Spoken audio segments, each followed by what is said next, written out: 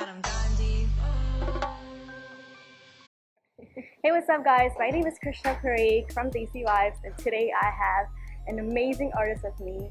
She goes by the name Madame Gandhi. Her name is Kiran. Kiran, thank you so much for being with us today. I appreciate your time so much. I'm so joyful to be with someone who can pronounce my first name the way it's meant to be pronounced. It's such a pleasure.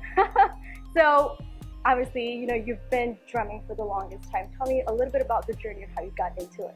I remember I was in a summer camp that's actually meant for sports. I had grown up here in New York City and I went off to Maine. And after the first day, I snuck off into the theater cabin and I saw that there was an old sort of drum set there, and I started kind of messing with it and playing with it, and I really loved how it felt. And there was a maintenance man in the room, and I remember thinking, damn, I think he's gonna send me back to the rest of where the kids are playing sports. Yeah. But instead he knew how to play the drums. Oh. Yeah, and so he started showing me, and he like lowered the drum set so that I could actually sit on it. Oh, so he kind of taught you what to do. Yeah, and taught me what to do, and I just loved it. I loved it so much. And I remember when I came back to the city, I was a 7th grader approximately, and I told my dad and my mom, I found the drums this summer and I'm a drummer and I love it and it's really fun. And my parents got me a drum set that Christmas 6 months later. And it's really cool because in typical South Asian family style, my dad was kind of like, let's see that she actually takes it seriously, and every single weekend I was practicing and drumming. He's like, okay, I think this is a real thing, so we got a drum set. But I have to give them credit because usually you don't see music in a rock and roll sense encouraged in Indian homes. So that felt good that they supported. But how has your mother played a role in your journey? Obviously we can have a whole documentary on just that question, but I think 2 things come to mind. I think there's my mom as the role model just in her own life, the things that she's done. She's very much herself. When she arrives in a room, she's joyful, she's a big personality. She comes in her outfits that are creative, she gives love energy to people, she encourages them, she makes us laugh. And so just watching her as another human and feeling connected to that and feeling like, wow, I want to be just like my mom. I want to be giving. My mom always says we are to the universe what we give back to it. And she's always thinking about how that she can uplift others, not either with just her personality and her spirit or through partnership and collaboration. So just as a role model, my mom has taught me so much about spirituality, meditation, and giving back. The second thing I would say about my mom, though, is that she's just such a good mother. She's such a good mother because she's so unconditionally loving. She's someone who has always shown up for us, being thoughtful about us, thinks about our comfort, our care, our joyfulness, is forgiving, is loving, is strict when she needs to be, is honest with us as kids. She's so honest with us. And so I think you build trust with someone who you love so much, it makes you feel like you can do anything in the whole world. As kids, she used to say to us, never fear, mama's here, That was her main phrase. And so it's very empowering psychologically for a kid to grow up knowing that no matter what, you have at least one person who truly loves you and has your back. When it comes to music and being a South Asian, right, was it difficult for you to convince your parents? Yes. to get it was. Yeah? Definitely. I'm glad you asked that question because I was meeting yesterday with the editor of Teen Vogue, who's another South Asian woman named M.I.A, and she talked also about getting her parents to support her in her journey as a journalist and as an artist. And I think Indian parents, all they want for us as their kids is joyfulness and success, and for us to be comfortable in our life. And art doesn't guarantee that. And art might also be related to like drugs and like problematic things. But I grew up thinking I have a strong shoulder in my head. I'm not interested in slacking off. I'm actually very hardworking. Right. And so that sort of self-confidence made me know that I wasn't onto something bad. I was actually just onto something honest. And I remember when I first started working at the job out of college at a record label, which was the biggest record label in the world. It's Interscope Records. It's in Los Angeles. It's in a bougie Universal Music office. It wasn't like some rinky-dink spot. I was interning there at first. My father kept calling me, what are you doing? You graduated from college. Why aren't you working at the White House? And so eventually I had to just stop taking his calls for a couple months because I was like, I know I want this job. I know I'm going to turn it into a full-time thing. I know I'm going to have a real salary and healthcare and street cred. So I just didn't take his calls for a couple months. And then I did get the job. And then I gave him a call and I said, I have a full-time job, with a real salary, with real health care, with people who love and respect me. I'm analyzing patterns in Spotify streams and YouTube views. It's relevant. I'm not getting somebody else's coffee. I'm using my mathematics degree and I feel happy. That's amazing. How did you react to that?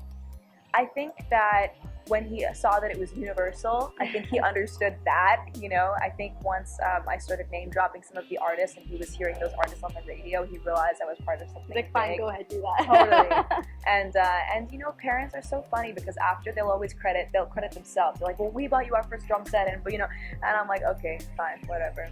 Relate it back to them. Yeah, totally. In some sort of way. But I think that's what it is. It's that parents want us to be joyful. So we as Indian kids especially don't want to isolate or disappoint our parents. I didn't want to run away or anything like that. I wanted them to love me and be proud of me. And so I worked hard to give something that they would be proud of. I think that's amazing. As a South Asian, I completely relate, you know, to Right. that family aspect. Yes. And making our parents proud. That's the biggest Because thing. they've given us so much. Exactly. So it's not an anger. It's like Yeah. you want to be happy for them. Exactly. And show them the world that Yes. they have kind of fought for you to have. Totally. Can I add one thing to Yeah, that of actually? course. Is that, you know, one thing that I think my father did was he was always very traditionally ambitious, and so pushing us for successes, like going to get a great job, wanting to drum for M.I.A. while I was at Harvard doing my MBA. He would always push me, which I appreciated. But I definitely saw a bit of that Indian parenting style, which is sort of like conditional love. Like, I'll give you my love when you achieve all these high level things.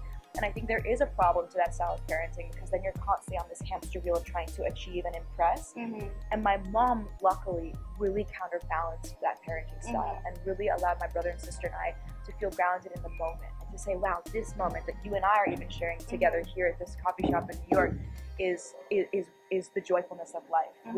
This is the moment. We're not on the hamster wheel to achieve something in the future. Right. Because already this moment, the fact that you even wanted to have this conversation is a dream of mine from 5 years ago. Do you know what I mean? And so it's fine. yeah, exactly. And so my mom has been really good at reminding us that it's not about these sort of superficial constructed achievements. It's actually about being able to find purpose and joyfulness in the moment. So you mentioned that you are a math major. So I want to kind of relate that back to your music, because drumming obviously is a lot of numbers. Yeah. So how do you kind of connect the two?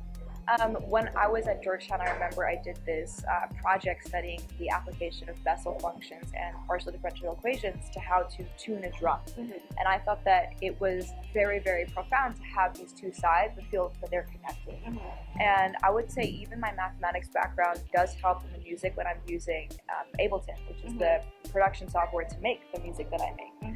And you have to analyze frequencies, you have to know how to mix your own music, you have to know how to form a kick drum, how to cut off frequencies that are not sounding good or sitting well together. So these are some of the ways right now that my math major is not only helping my drumming, but my ability to be a producer. Okay. One thing I want to mention, it's all over your social media, the color yellow, because you seem to connect to colors in a way that I've never seen before. And why yellow? And tell me about your relationship with colors too. That's a great question. No one's asked it to me in the context of colors. I love that you just said that. You're so right. I think that color is vibrant, it's joyful, it's bold. It means that you're connecting to something that makes you happy unapologetically. And my name is Kiran, as you said, which means first ray of sunlight in Hindi. And as a kid even, I remember my family and my grandparents would always dress me in yellow and oranges and reds and encourage my brightness, my color. And just think it was so cute that I loved to match everything, and my earrings would match my hair, would match my outfit, and nothing's changed really. And I think it's about surrounding yourself with things that make you feel happy, as well as a sense of self-expression. I'm a Pisces, you know, we love aesthetics and flair and color, and in the morning, it's like the highlight of my day to be like, how do I feel, and how do I match that to the outfit and the colors that I'm going to wear. So that's how I think about it. And I think a lot of musicians and sort of like, especially in New York culture, like less is more, which I understand. A lot of like black, white, really like organized outfits, but no patterns. No patterns. Yeah, but in India, when you go there, we have Holi. We have the festival of color. We're throwing beautiful color when it's springtime. India's colorful. India is colorful. The clothing is colorful. My grandmother, who was Irish but married an Indian man on my mom's side, she would always be wearing bright blues and bindis and earrings, and it inspired me. And it didn't feel oppressive in a lot of the ways that I would feel like I didn't want to wear a dress because I was such a tomboy and that felt oppressive, or heels. But I did relate to the femininity in celebrating color and how we're allowed to wear color and rock it. But is there a significance to yellow? That's just the name Kiran kind of. Yeah, the That's sunlight. The sunlight itself is life-giving. It Yes. reminds me of the female energy because we carry the baby and literally produce life. Yes. Yeah, to me, it's like a rebranding also of femininity because all the women in my life are so loving and they have big, like, vibrant energy, just like my mom. And I feel like yellow is a happy color and it allows others to light up. And that's what I want to do with my work and my music. Well, you are spreading like the sun. That's So such a beautiful thing to say. keep doing what you're doing because it's inspiring a lot of people. Let me tell you that. And kind of segue that into Binti International. That is a charity based out of UK, and they do a lot of work to kind of smash shame and remove the taboo around periods. And I know you ran the London Marathon, was it 2015, I think? Yeah, so how was that? Because it was incredible, like you're still an icon for it. And how can we still continue the conversation and normalize the conversation? Because it's still such a taboo in the society, especially in the South Asian society. You know, there's girls out there who cannot attend functions or go to temple or little things like that because they're on their period. But I think for me, a period is such a pure thing because that's a way to bring human life. So what is your stand on that? There's so many things that come to mind when you ask that question. I think, you know, when I ran the London Marathon, it's interesting because that was not planned, but I knew that that was the way that I wanted to run, that I felt was best for my body in that moment.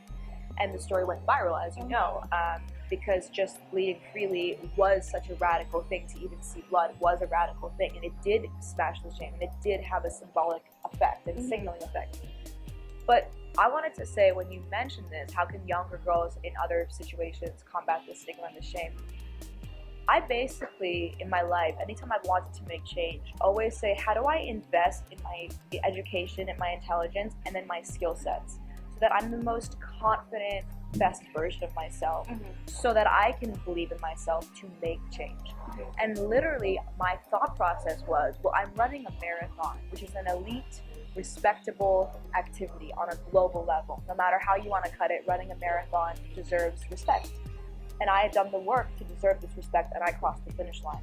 How can you shame a marathoner for bleeding and running her period? All you could do is applaud her. What else could you do? And so, even though it shouldn't be that we have to achieve so much just to bring everybody else along on our journey, I've found it's been my most effective strategy. And so, even with my family and bringing them along for my musical journey, I've always thought if I invest in my skill set, then I'm the best, most successful, happiest version of myself.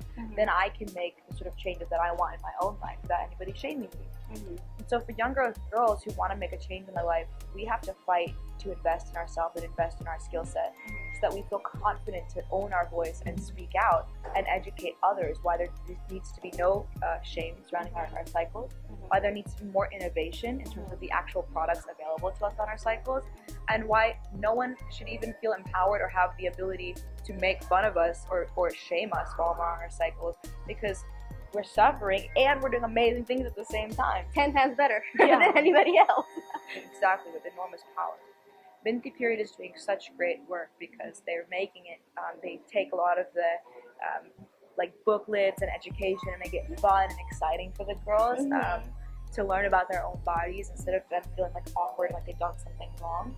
And making young girls love themselves is so profound and so necessary. And I think it has to start from that age too, because they're like sponges at that age. Exactly. They're learning, grasping everything. So whatever you throw out, they're like, you know what? Yeah, that's my reality right now. So it's talking about songs and records. Let's get into Top Not Turn Up, because that is something that I've been listening to for a long time. Since it came out, it's just amazing because it's so empowering for like females. Because when you say put your hair in a top knot, like that's literally what I do. I put my hair up and I get to work. Yeah. You know, so the message obviously is very inspiring and empowering for women all around the world. What was your inspiration for that song? I was listening to all this trap music and like electronic trap, like Brazilian Bali funk music, and I was loving the beat so much. Like, I would work out to it, my hair would be up in a bun. But a lot of that music is super misogynist, you know, and it's like, damn, I don't want to turn up to the sound of my own aggression. And after a while, it's like, please, can there be something that's a little bit more like uplifting, or at least for our story, not just men's stories? And so I was like, well, if I can't find something, I have to like build the alternative and be the change. And you're watching Desi Vibes with Madame Gandhi and Kiran Gandhi. Thank you so much for featuring female. Yes. Thank you so much. This is a wonderful conversation.